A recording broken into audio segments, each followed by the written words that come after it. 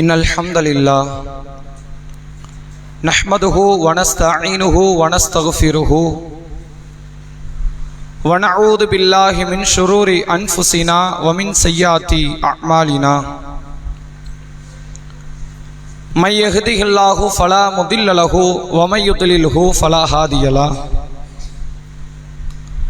wa ashhadu an la ilaha illallah wa ashhadu anna muhammadan abduhu wa rasuluhu amma ba'd faqad qala Allahu ta'ala fil Qur'anil azim wal furqanil majid fa'udhu billahi minash shaitanir rajim ya ayyuhalladhina amanu taqullaha haqqa tuqatih wa la tamutunna illa wa antum muslimun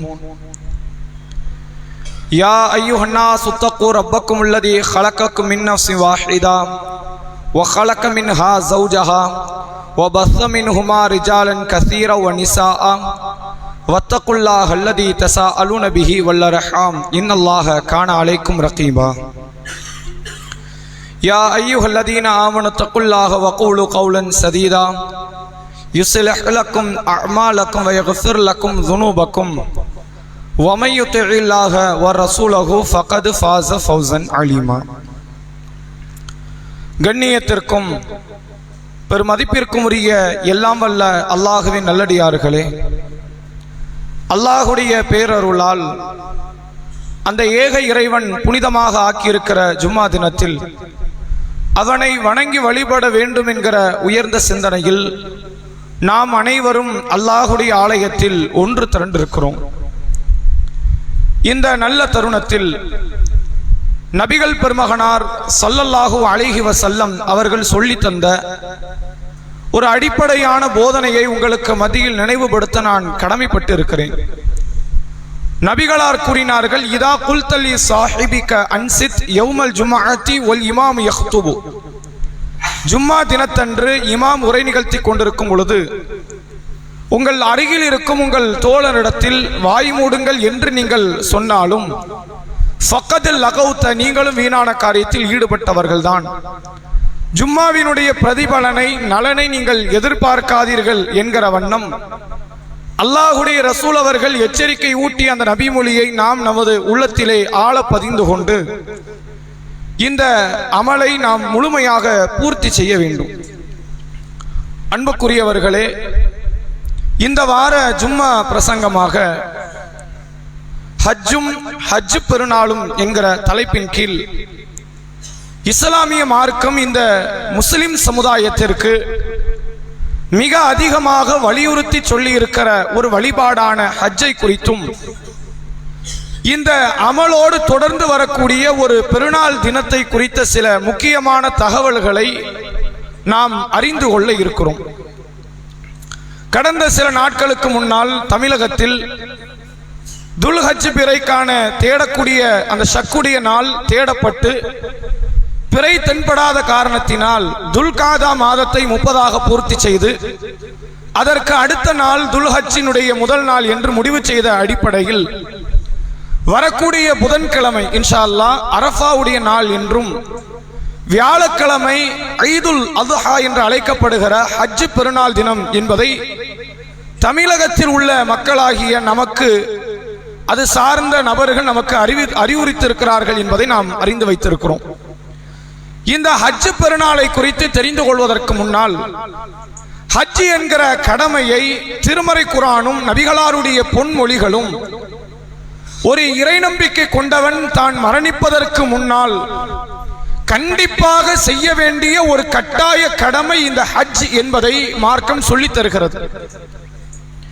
ஆரம்பத்தில் இதனுடைய இருந்த பொருளாதார மதிப்பு இப்போது தாறுமாறாக வளர்ந்து ஒரு மனிதர் அரசின் மூலமாக ஹஜ் செய்வதாக இருந்தால் கூட 5 லட்சம் ரூபாய் 6 லட்சம் ரூபாய் என்பது கணிசமாக செலவாகும் என்ற சூழலை நோக்கி நகர்ந்து கொண்டிருக்கிறது. அதையே தனியார் விமானத்தின் மூலமாக தனியார் மூலமாக செல்வதாக இருந்தால் 10 லட்சத்தை எல்லாம் கடக்கக்கூடிய நிகழ்வு என்பது இருக்கிறது. இவ்வளவு பெரிய பொருளாதாரம் செலவழிக்கப்பட்டு இந்த வழிபாடு என்பது நிறைவேற்றப்பட வேண்டுமா, அது அவசியம்தானா என்பது பல மாற்று மதத்தவர்களுக்கு இது போன்ற சிந்தனைகள் வரலாம். முஸ்லிம்களில் ஒரு சிலருக்கு இந்த எண்ணங்கள் தோன்றலாம். ஒரு அடிப்படை நீங்கள் புரிந்து கொள்ள வேண்டும். இஸ்லாத்தை பொறுத்தவரை அடுத்தவர்களுக்கு கொடுக்காதே என்று சொல்லி வழிபாட்டில் பொருளாதாரத்தை இறைக்க சொன்ன மார்க்கம் அல்ல. தன் உறவுக்காரர்களில் ஆரம்பித்து அண்டை வீட்டார்கள், தெரிந்தவர்கள், தெரியாதவர்கள், உணவுக்கு வழியற்றவர்கள் யாராக இருந்தாலும் சரி, அவர்கள் வயிற்றை நிரப்புவதுதான் அது இறைவனை காணக்கூடிய அளவிற்கு மகிழ்ச்சி தரக்கூடிய செய்தி என்று அடிப்படையிலேயே இஸ்லாம் தர்ம சிந்தனையை ஊட்டி வளர்த்து கொண்டிருக்கிறது. நாளை மறுமை நாளில் ஒரு அடியானை அல்லாஹ் பிடிப்பான். அடியானை, உன்னிடத்தில் உணவு தேடி வந்தேன், குடிக்க தண்ணீர் கேட்டு வந்தேன், எனக்கு ஏன் நீ உணவளிக்கவில்லை, தண்ணீர் தரவில்லை என்று அல்லாஹ் அந்த அடியானிடத்தில் கேட்பான். அல்லாஹ் அந்த அடியான் இடத்தில் கேட்கும் போது அந்த அடியான் பதிலளிப்பானாம், இறைவா, நீ அகிலத்தாருக்கெல்லாம் இறைவன், உனக்கு உணவு தேவையில்லை, அதை நீ என்கிட்ட கேட்டங்கிறது எப்படிப்பட்ட ஒரு வார்த்தை என்று அவர் பதிலளிக்கும் போது அல்லாஹ் அதற்கு சொல்கிறான், இன்ன அடியான் உன்னிடத்தில் உணவை தேடி வந்தான், குடிக்க தண்ணீர் கேட்டு வந்தான், நீ அவனுக்கு அந்த பொருளை தந்திருந்தால் நீ என்னை கண்டிருக்கலாம், என் அருளை கண்டிருக்கலாம் என்கிற கருத்தில் இறைவன் மறுமை நாளில் இப்படி பல அடியாறுகளை சந்திக்கிறான், விசாரிக்கிறான் என்று மார்க்கம் சொல்கிறது. எனவே வழிபாடுகளை விட இஸ்லாம் அதிகமான முக்கியத்துவப்படுத்தியது.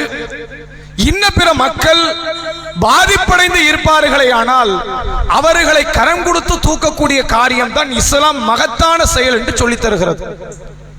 நபிகளார்கிட்ட ஒரு நபித்தோழர் வந்து கேட்கிறார், ஐயுல் இஸ்லாமி கைர் யா ரசூலல்லாஹ், அல்லாஹ்வுடைய தூதரே, இஸ்லாத்திலேயே மிக சிறந்த காரியம் எது? நபிகளார் சொன்னார்கள், துத்இமு தஆம், பசித்தவனுக்கு உணவளிப்பதுங்கறாங்க. சும்மா ஐயுன் யா ரசூலல்லாஹ், அடுத்து எது அல்லாஹ்வின் தூதரே? தக்ரவு ஸலாம அலா மன் அரஃப்த வ மன் லம் தஅரிஃப், அறிந்தவர்களுக்கும் அறியாதவர்களுக்கும் நீ சலாத்தை சொல்லுவது அப்படிங்கிறாங்க ரசூலுல்லாஹ். அந்த தோழர் ரெண்டு கேள்வியோட முடிச்சிட்டார். ஒருவேளை கேள்வி நீண்டிருந்தால் இன்னும் பல செய்திகளை நபி அவர்கள் தந்திருக்கலாம். ரசூலுல்லாஹ் சொன்ன ரெண்டுமே வழிபாடு கிடையாது, அதுக்கு நன்மை இருக்குது, ஆனால் இது இறைவனுக்கு செய்யக்கூடிய காரியமா? தொழுகையா, நோன்பா, ஹஜ்ஜா?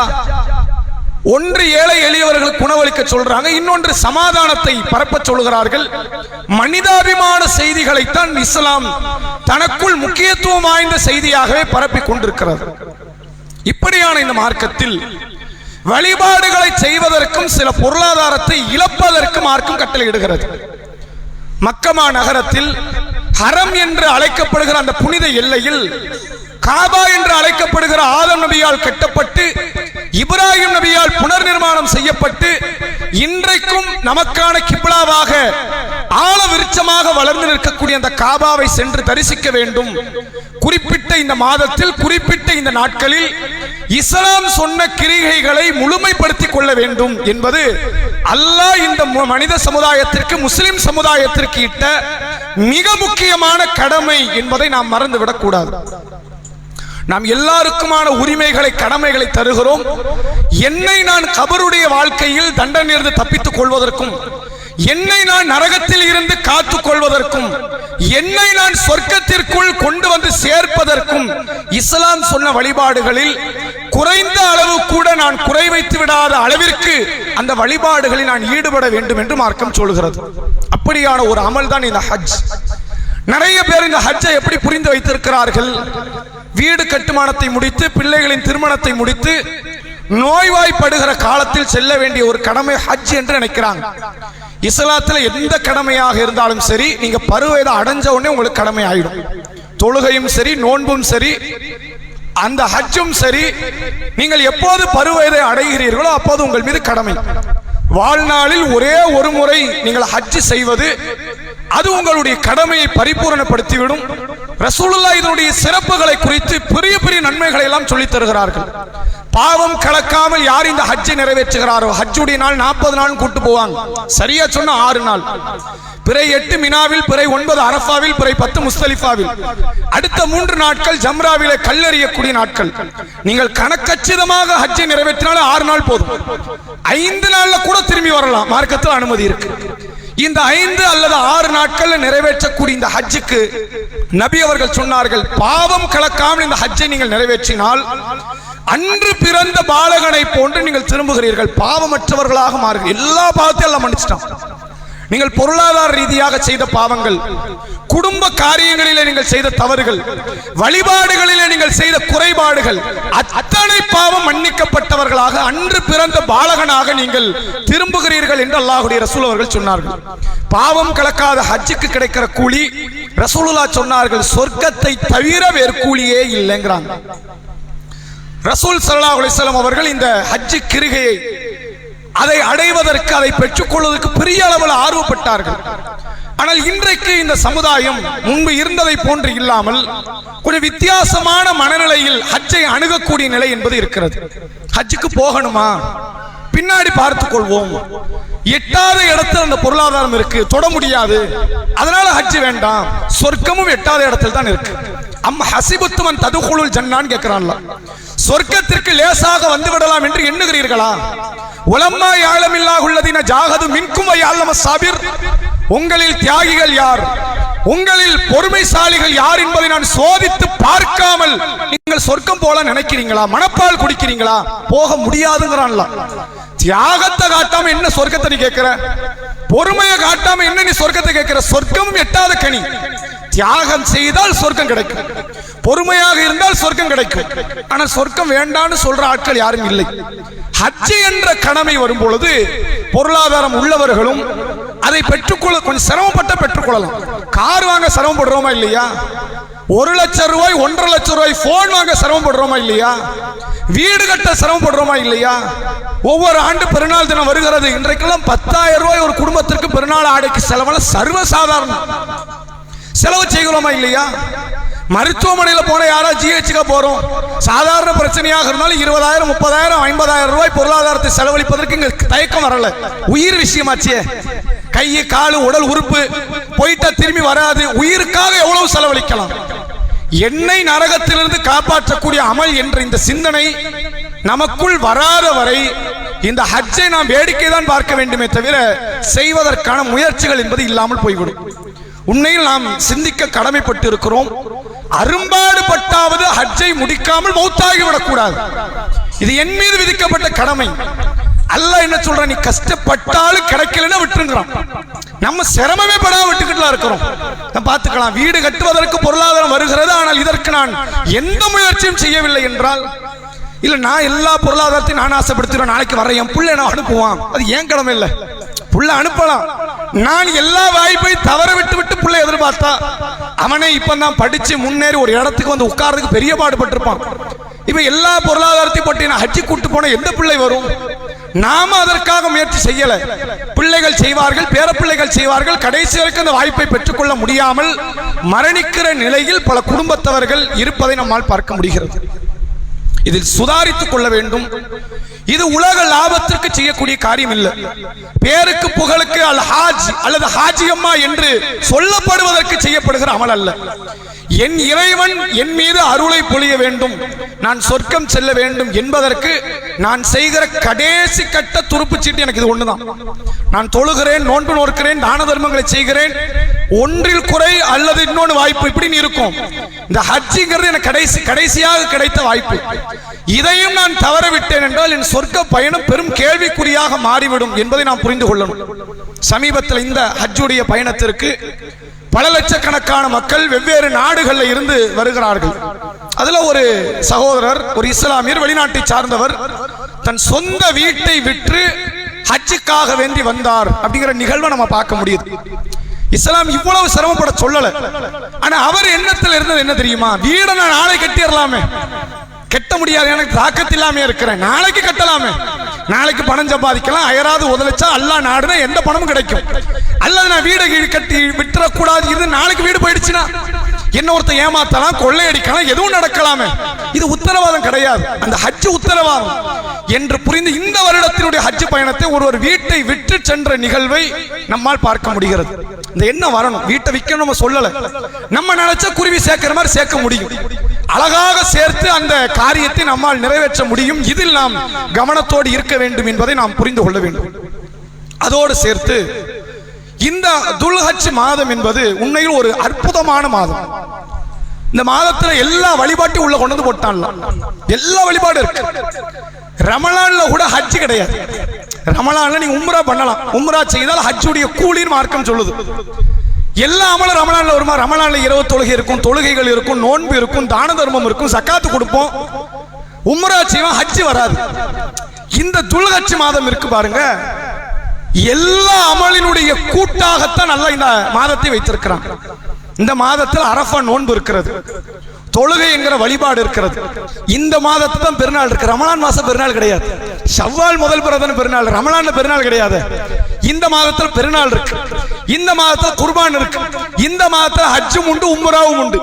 எல்லா வழிபாட்டினுடைய ஒட்டுமொத்த மாதமாக அல்லாஹ் இந்த துல்ஹஜ் மாதத்தை நமக்கு தந்திருக்கிறான். இதனுடைய ஆரம்ப 10 நாட்களை குறித்து அல்லாஹ் குர்ஆனில் பேசுகிறான். வல் ஃபஜ்ர் வலயாலின் அஷ்ர், ஃபஜ்ரின் மீது சத்தியமாக, 10 இரவின் மீது சத்தியமாக என்று அல்லாஹ் ரப்புல் ஆலமீன் துல்ஹஜ் மாதத்தினுடைய முதல் 10 நாட்களை குறித்து பேசுகிற நிகழ்வை பார்க்க முடிகிறது. நாம் செய்யக்கூடிய அமல்கள் அது சிறிய அளவிலான திக்ருகளாக இருக்கலாம், ஒரு 5 ரூபாய் 10 ரூபாய் தர்மமாக இருக்கலாம், குர்ஆனினுடைய ஒரு பக்க அரைப்பக்க ஓதுகிற சில வார்த்தைகளாக இருக்கலாம். அல்லாஹ்விடத்தில் மிக நேசமிக்க அமல்களாக இது பார்க்கப்படுகிறது. ஜிஹாதை விட மிக சிறந்த அமல் என்று அல்லாஹ்வுடைய ரசூல் அவர்கள் சிலாகித்து பேசிய ஒரு மாதம் இந்த மாதம். இதை நாம் கவனிக்க கடமைப்பட்டு இருக்கிறோம். அதோடு சேர்த்து இந்த துல்ஹஜ் மாதத்தில் அரஃபா என்ற ஒரு நாள் இருக்கிறது. இதுல தான் மக்கள்கிட்ட கருத்து வேறுபாடும் இருக்கிறது. ஆனால் அதே நேரத்தில் ஒரு புனிதமிக்க ஒரு நாள் என்றால் இந்த அரஃபாவுடைய நாள். அல்லாஹ்வுடைய ரசூல் ஸல்லல்லாஹு அலைஹி வஸல்லம் அவர்களுக்கு திருமறையில் ஒரு வசனம் ஒன்று அருளப்படுது. அல் யௌம அக்மல்து லக்கும் தீனக்கும் வ அத்மம்து அலைக்கும் நிஅமதி வ ரதீது லக்குமுல் இஸ்லாம தீனா. சூரா மாயிதாவினுடைய 3வது வசனம். அல்லாஹ் இந்த வசனத்தை இதுக்கு முன்னாடி வந்த எந்த நபிக்குமே கொடுக்கல. கொடுத்தால் அது பொருத்தமற்றதாகவும் இருக்கும். இந்த நபிக்கு கொடுத்ததும் பொருத்தமான ஒரு காரியம். ஏன், என்ன அர்த்தம், இந்த வசனம் என்ன சொல்கிறது? அல் யௌம அக்மல்து லக்கும் தீனக்கும், நபியே இந்த மார்க்கத்தை உங்களுக்கு நாம் பரிபூர்ணப்படுத்தி விட்டோம், முழுமைப்படுத்தி விட்டோம். அத்மம்து அலைக்கும் நிஅமத்தின், அருளை உங்களுக்கு நாம் பரிபூர்ணப்படுத்தி விட்டோம். ஒரு ரதீது லக்குமுல் இஸ்லாம தீனா, இஸ்லாத்தை மார்க்க நெறியாக நான் பொருந்திக் கொண்டோம் என்று அல்லாஹ் ரப்பல் ஆலமீன் பேசுகிறான். ஆதம் நபி காலத்தில் ஆரம்பிக்கப்பட்டது இந்த மார்க்கம். ஒவ்வொரு நபி வர வர மார்க்கத்தினுடைய பல கருத்துக்களை அல்லாஹ் அப்படியே அதிகப்படுத்திக்கிட்டே வரும். இப்ராஹிம் நபி காலத்தில் ஹிலாஃபத்து கிடையாது, ஆட்சி முறை இல்லையே. இப்ராஹிம் நபி அவங்களையும் அவங்க சமுதாயத்தையும் காப்பாற்ற முடியல, எங்க ஆட்சி செய்ய முடியும்? மூசா நபி காலம் கடந்த ஆட்சி எல்லாம் கொடுக்கிறான், தாவூத் நபி கையில கொடுக்கிறான். பிறகு ஆட்சி அதிகாரங்கள் அந்தஸ்துகள் வளர்க்கப்படுகிறது. அல்லாஹ்வுடைய ரசூல் முஹம்மது ஸல்லல்லாஹு அலைஹி வஸல்லம் அவர்களுக்கு நுபுவத்தை கொடுத்து, தௌஹீதை கொடுத்து, ஆட்சியை கொடுத்து, எல்லாத்தையும் கொடுத்துட்டான். இனிமேல் இந்த மனித சமுதாயத்துக்கு சொல்ல வேண்டிய செய்தியே கிடையாது, எல்லாத்தையும் சொல்லியாச்சு. இந்த தூதர் உங்களுக்கு பாடம் நடத்திட்டார். அதை அல்லாஹ் சொல்லும் விதமாக இந்த வசனத்தை நபிகள் பெருமகனார் ஹஜ்ஜை நிறைவேற்றும் போது பிறை 9 அரஃபாவுடைய நாள் அந்த வசனம் அருளப்பட்டது. உமர் ரலியல்லாஹு அவங்களுடைய ஆட்சி காலத்தில் ஒரு யூத மனிதர் வரார். உமரிடத்தில் கேட்கிறார் ரலியல்லாஹு அன்ஹு, உமர் அவர்களே, அமீருல் முஃமினீன் அவர்களே, அல்லாஹ் உங்களுடைய வேதத்தில் ஒரு வசனத்தை அருளி இருக்கிறான். ஒருவேளை தௌராத் வாசிகளாகிய எங்களுக்கு அந்த வசனம் அருளப்பட்டு இருந்தால் அன்றைய நாளை நாங்கள் விழா நாளாக கொண்டாடி இருப்போம் அப்படிங்கிறாங்க. உமர் ரலியல்லாஹு கேட்கிறாங்க, என்ன வசனம் அது? இந்த மாயிதாவில் இருக்கிற 3வது வசனம், இன்றைய தினத்தில் உங்கள் மார்க்கத்தை நாம் பூர்த்தியாக்கி விட்டோம் என்ற இந்த வசனம் இருக்கு. எங்களுக்கு வரல, வராது. இறுதி தூதருக்கு கிடைக்க வேண்டிய வாய்ப்பு அது. யாராவது ஒருத்தர் தானே இறுதி தூதர் ஆக முடியும், எல்லாருமே ஆக முடியுமா? மூசா நபி இறுதி தூதர், மூசா நபி இறுதி தூதர், எப்படி ஈசா நபி வருவார்? கேள்வி இருக்கா இல்லையா? யாராவது ஒருத்தர் தான் இறுதி தூதர் ஆக முடியும். யார் இறுதி தூதர், அவருக்கு வர வேண்டிய வசனம் இது. அதனால முஹம்மது நபி ஸல்லல்லாஹு அலைஹி வஸல்லம் அவர்களுக்கு இந்த வசனம் அருளப்பட்டது. உமர் ரலியல்லாஹு அவங்க அதை நினைவு கூறுகிறார்கள். அந்த நாள் எப்படிப்பட்ட நாள் என்றால், அரஃபாவுடைய பெருவழி அல்லாஹ்வுடைய ரசூல் அவர்கள் மக்கள் மத்தியில் உரை நிகழ்த்தும் போது அருளப்பட்ட இந்த வசனம் என்பதை நினைவுபடுத்தக்கூடிய நிகழ்வு இருக்கிறது. அரஃபா நாள் என்றால் என்ன, இஸ்லாம் அது குறித்து என்ன பேசுகிறது? ஹாஜிகள் பிறை 8, அந்த சவுதியினுடைய பிறை கணக்குப்படி வர திங்கட்கிழமை இன்ஷா அல்லாஹ் அவர்கள் மினாவில் தங்குவார்கள். பிறை 9 செவ்வாய்க்கிழமை அரஃபாவில் பகல் நேரத்தில் இருப்பார்கள்.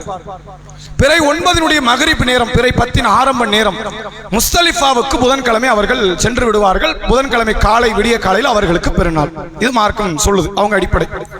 இப்ப நமக்கான பிறை பார்த்த அடிப்படையில் நமக்கு திங்கட்கிழமை தான் மினாவுடைய நாள்.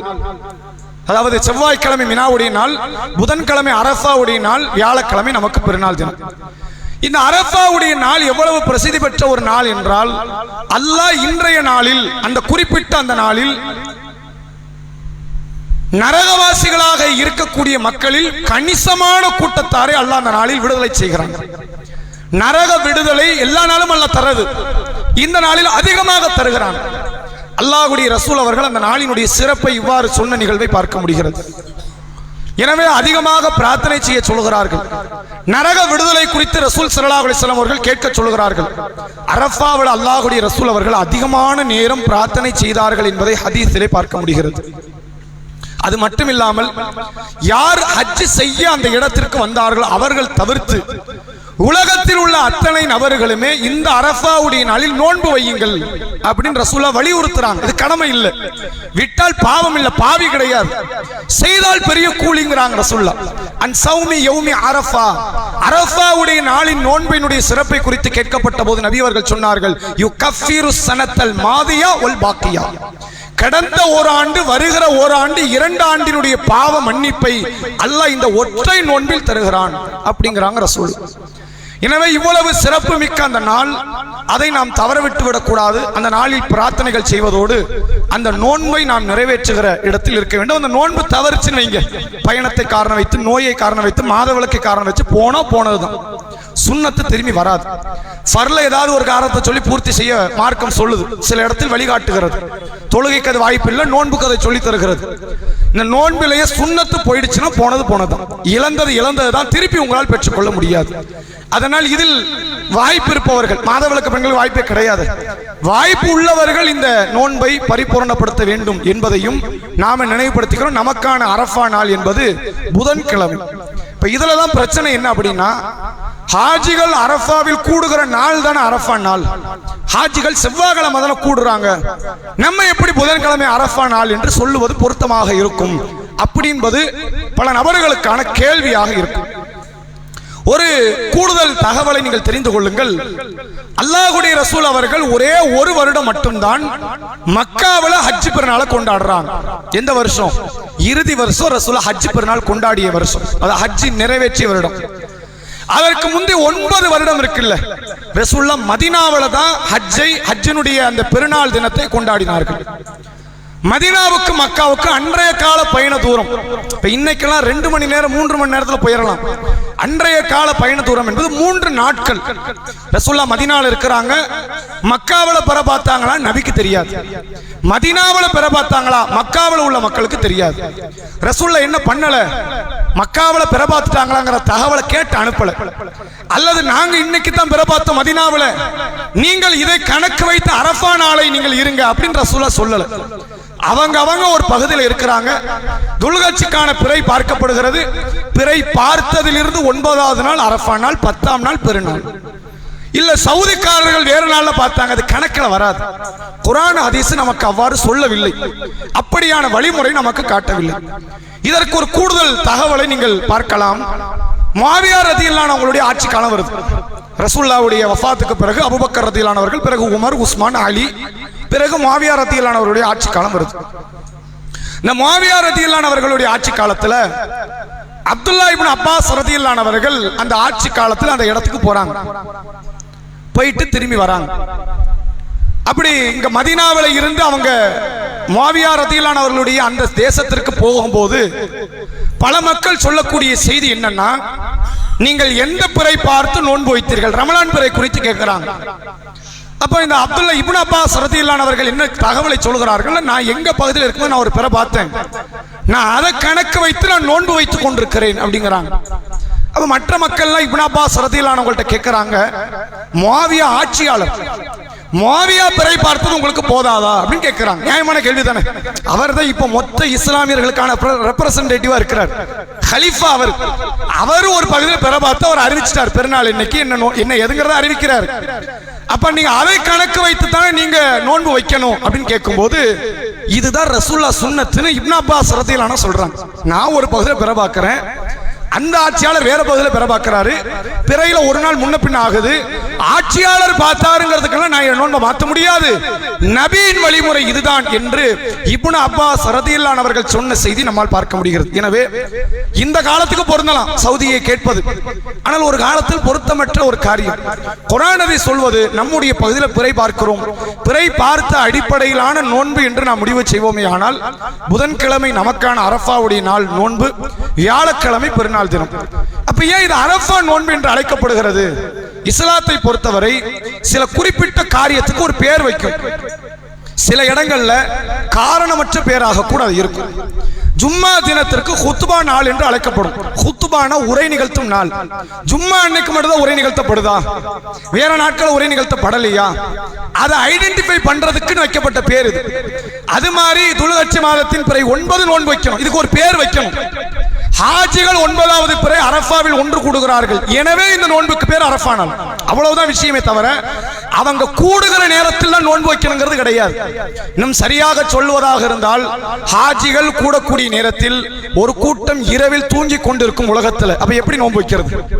உங்க கருத்துப்படி பார்த்தா அவங்க அரஃபால இருக்கிற நேரம் தான் நான் நோன்பு வைக்கணும் அப்படின்னா, அவர்கள் அரஃபால நிக்கிற நேரத்தில் உலகத்தில் ஒரு கூட்டம் இரவில் தூங்கி கொண்டிருக்கிறார்கள், நோன்பு வைக்க முடியுமா? சாத்தியப்படுமா? அப்ப அவங்க பிறை பார்க்கணும். பிறை பார்த்த அடிப்படையில் 9வது நாள் அரஃபா நாள், 10ஆம் நாள் பெருநாள் என்ற முடிவை எடுப்பதுதான் திருமறை குர்ஆனும் ஹதீஸும் நமக்கு சொல்லித்தரக்கூடிய வழிமுறை. அதோடு வரக்கூடிய வியாழக்கிழமை பெருநாள் தினம் என்பது இஸ்லாமிய மார்க்கம் ஒரு இறை தூதர் அவரும் அவருடைய குடும்பத்தாரும் செய்த தியாகத்தை நினைவுபடுத்துகிற அமலாகத்தான் இந்த குர்பான் என்கிற அமலை நமக்கு சொல்லித் தருகிறது. எல்லா இறை தூதர்களுமே நமக்கு பாடங்களை படிப்பினைகளை கற்றுத்தர வந்தவர்கள். இப்ராஹிம் அலைஹிஸ்ஸலாம அந்த லிஸ்ட்ல மட்டும் வைக்க முடியாது. ஏனென்றால் அல்லாஹ் திருமறை குர்ஆனில் பெருமானாரை பார்த்து சொல்கிறான், நபியே இப்ராஹிமின் மார்க்கத்தை நீங்கள் பின்பற்றுங்கங்கறான்.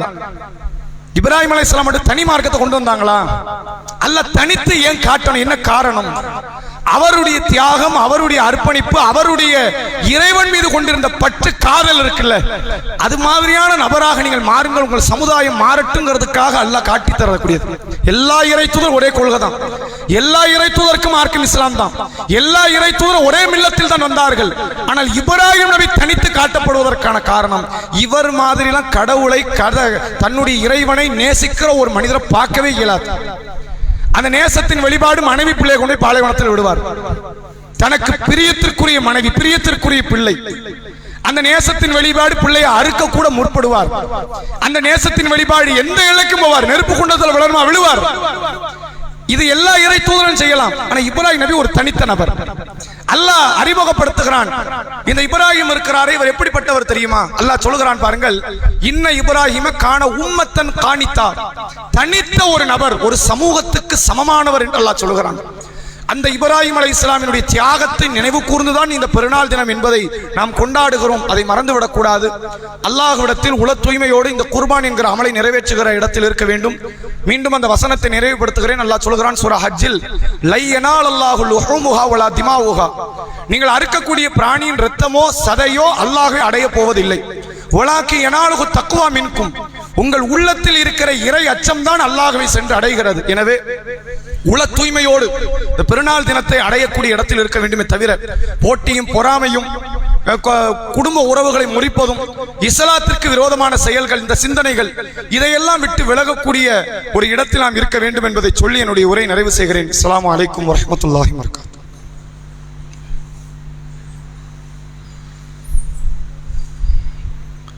நஹ்மதுஹு வ நஸல்லி அலா ரசூலின் கரீம். அம்மா பாத். மேலே இடம் இருக்குது, வாய்ப்பு இருந்தால் மேலே போயிருங்க. கொஞ்சம் முன்னாடி வந்துருங்க, உட்கார்ந்துருக்கிற சகோதரர்கள் கொஞ்சம் நெருங்கி வந்துருங்க. கண்ணியத்திற்கும் பெருமதிப்பிற்கும் உரிய எல்லாம் வல்ல அல்லாஹ்வின் நல்லடியார்களே, இங்க தான் நவுல்றாங்க, அங்க நவுலல. கொஞ்சம் பின்னாடி உள்ளவங்க நவுண்டுவாங்க.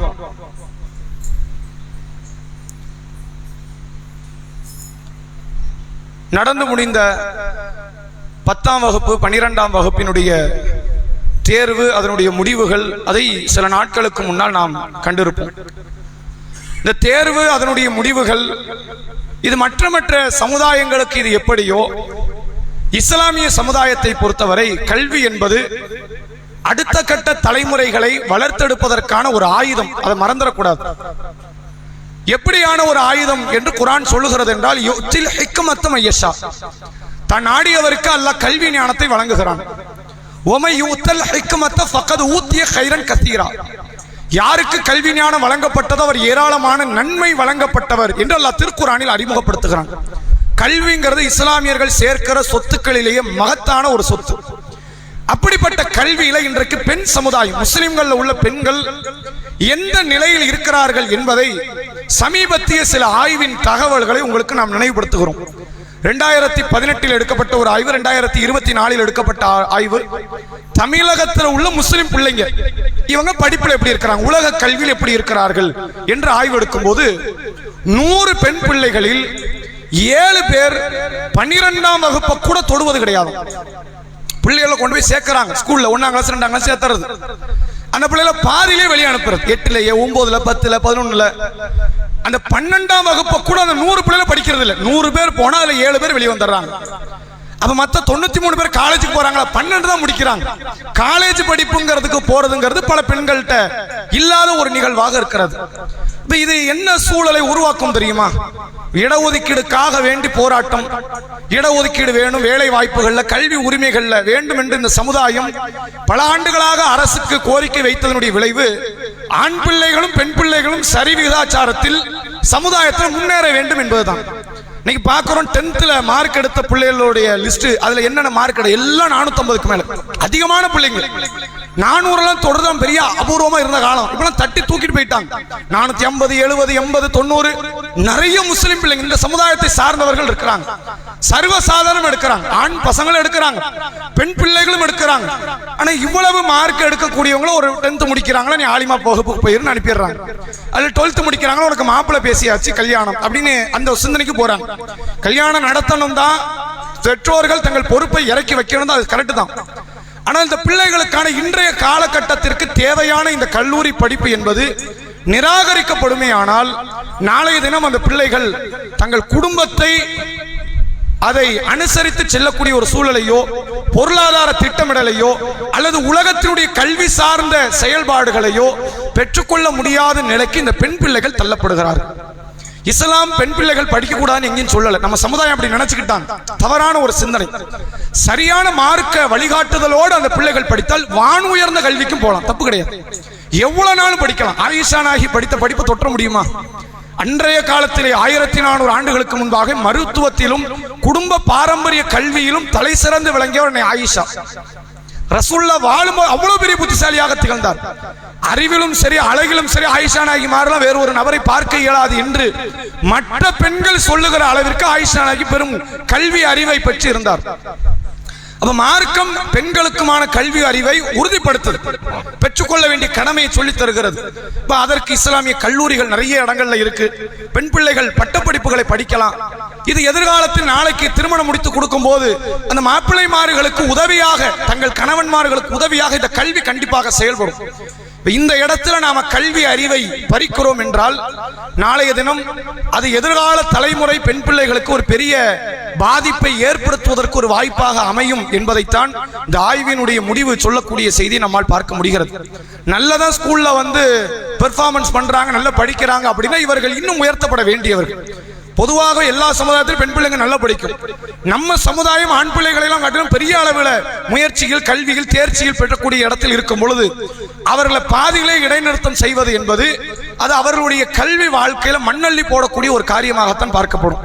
எத்தனையோ இஸ்லாமிய கல்லூரிகள் பாதுகாப்பான சூழ்நிலை, ஏன்னா முஸ்லிம் பெற்றோர்கள் பொறுத்தவரை அவர்கள் கல்வியை காட்டிலும் மார்க்க உணர்வுக்கு முக்கியத்துவம் தரக்கூடியவர்கள். அது மாற்றம் இல்லை, அது தேவைதான், அதுதான் முக்கியம், அதுதான் மறுமையில் நம்மை வெற்றி அடைய வைக்கும். ஆனால் மார்க்க உணர்வோடு இந்த கல்வி கொடுக்க ஏன் முற்படல? மார்க்க உணர்வு போயிருமோ, ஹிஜாபை துறக்க வேண்டிய நிலை வந்துருமோ, அப்ப கல்வி வேண்டாம், ஏன் ஹிஜாபோடு கல்வி கற்றுக்கொள்ள வேண்டியதானே அப்படிங்கிற சிந்தனை நோக்கி நகர்வதுதான் இந்த சமுதாயம் இழந்திருக்கிற எல்லா நலனையுமே பெறுவதற்கு ஒரு வாய்ப்பாக அமையும். அதனால் இந்த நேரத்தில் 10ஆம் வகுப்பு 12ஆம் வகுப்பு முடித்த நிலையில் உங்களுடைய வீடுகளில் பெண் பிள்ளைகள் இருந்தால் கல்வி அறிவினுடைய தேவை குறித்து உணர்த்துங்கள். சில கல்விகள் எல்லாம் ஆண்கள் நெருங்க முடியாது. நம்ம எல்லாருமே டாக்டரை மட்டும்தான் கல்வின்னு பார்க்கணும். கண்டிப்பாக மருத்துவ படிப்புக்கு போகணும், அது தேவை, அது அவசியம். ஆனால் அதையெல்லாம் தாண்டி பல கல்வி படிப்புகள் இன்னைக்கு சமுதாயத்தில் இருக்கிறது. பெண் பிள்ளைகள் இலகுவாக தங்களுடைய சாதனைகளை பெற்றுக்கொள்வதற்கு தோதுவான பல கல்வி காரியங்கள் இருக்கிறது. இன்னும் சில கல்வி படிப்புகள் எல்லாம் படித்தால் வீட்டில் இருந்தே உழைக்க முடியும் என்ற சூழலை எல்லாம் இன்றைக்கு உலகம் உருவாக்கி கொண்டிருக்கிறது. அது மாதிரியான கல்வி அறிவு, இன்னும் சொல்ல போன பொருளாதாரத்தில் இன்னைக்கு ஒரு வீட்டில் ஒரு நபர் உழைத்தால் காணாதுங்கிற காலத்தை நோக்கி நகர்ந்துட்டோம். நம்ம 10,000க்குள்ள தான் தேவை வச்சிருக்கிறோம். பொருளாதாரம் அப்படி இல்லையே, விலைவாசிகள் அப்படி இல்லையே. அது 50,000 தொற்றுச்சு. 50,000 என்பதெல்லாம் இன்றைக்கு சாதாரண ஒரு ஊதியமாக பார்க்கப்படுகிறது. அப்படி ஒரு நிலை வரும் என்றால் எதிர்காலத்தில் உள்ள ஒவ்வொரு தலைமுறை வாலிபர்களும் படித்த பட்டதாரி பெண்களைத்தான் தனக்கான மணப்பெண்ணாக பார்க்கிற காலம் நெருங்கி வரும். அதற்கு முன்னால் உங்கள் வீட்டில் உள்ள பெண் பிள்ளைகளுக்கு இந்த படிப்பினுடைய அவசியத்தை சொல்லிக் கொடுங்கள். இதுதான் பக்குவத்தையும் கொடுக்கும். பக்குவத்தை இந்த பள்ளி படிப்பு கொடுக்கிறது இல்லை, கல்லூரி படிப்பு கண்டிப்பா கொடுக்கும். ஒரு காலம் தாமதத்தோடு அந்த கல்லூரி படிப்பை நிறைவு செய்து இந்த வேலை அவசியம், படிப்பினுடைய அவசியம் இதை உணர்ந்து திருமண வாழ்க்கைக்குள்ள நுழையும் பொழுது கணவனுக்கு உதவியாக இந்த மனைவிகள் நிற்கக்கூடிய நிலைக்கு அது வாழ்க்கை சூழல் மாற்றி அமைக்கலாம். அதனால் பெண் பிள்ளைகளுடைய கல்விக்கு தடைக்கல்லாக பெற்றோர்கள் நீங்கள் மாறிவிடக் கூடாது. முஸ்லிம் சமுதாயத்தில் உள்ளவர்கள் ஆண் பிள்ளைக்கும் பெண் பிள்ளைக்கும் போதுமான தன்னிறைவு பெற்ற நல்லது ஒரு கல்வியை தரணும். ஆனால் பெண் பிள்ளைக்கும் ஆணுக்கும் சொல்ல வேண்டிய ஒரே போதனை என்னது? மார்க்கத்தை உற்றாதுன்னு சொல்லணும். பொம்பளை பிள்ளைக்கு மட்டும் தான் சொல்லணுமா? ஆம்பளை பெண்ணுக்கு சொல்லக்கூடாதா? எல்லாருக்கும் சொல்லணும். எல்லாருக்குமான ஒரு அறிவுரையாக கொடுக்கப்பட்டு நல்ல முறையில் இந்த கல்வி கற்பிக்கப்பட வேண்டும் என்பதை உங்களுக்கு மத்தியில் நினைவுபடுத்தியவனாக என்னுடைய உரை நிறைவு செய்கிறேன். வாஹிரு தஅவானா அல்ஹம்துலில்லாஹி ரப்பில் ஆலமீன்.